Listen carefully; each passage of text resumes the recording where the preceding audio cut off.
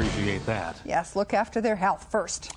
On to the news, everybody. You won't hear about this on Fox or CNN, but the Bush regime has quietly tooled up to utilize the U.S. military in engaging American dissidents after the next big crisis. We told you a little about this last week, but here's the full picture. In a frightening piece of legislation that was passed alongside the Military Commissions Act, the newly passed bill greases the skids for armed confrontation against citizens and abolishes posse comitatus. Public Law 109-364, which was signed on October 17th in a private Oval Office ceremony, now allows the president to declare a public emergency in the U.S. for whatever reason he sees fit.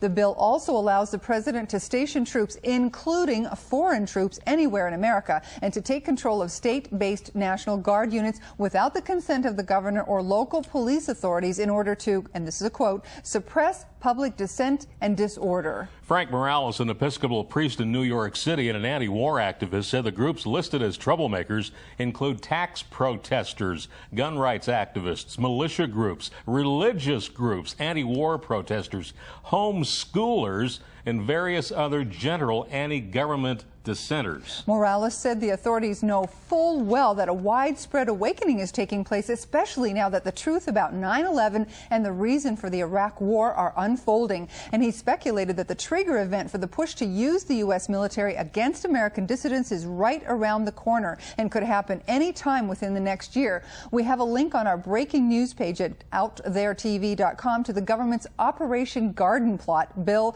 which details what we've just talked about. If President Bush gets his way, beginning on January 14th, 2007, we will all be on no-fly lists unless the government actually gives us permission to leave or re-enter the United States. The Department of Homeland Security wants all airlines, cruise lines, even fishing boats to obtain clearance for every single passenger they take in or out of the U.S. And it doesn't matter if you have a U.S. passport, which normally would give someone the right to enter and leave the United States at any time they want.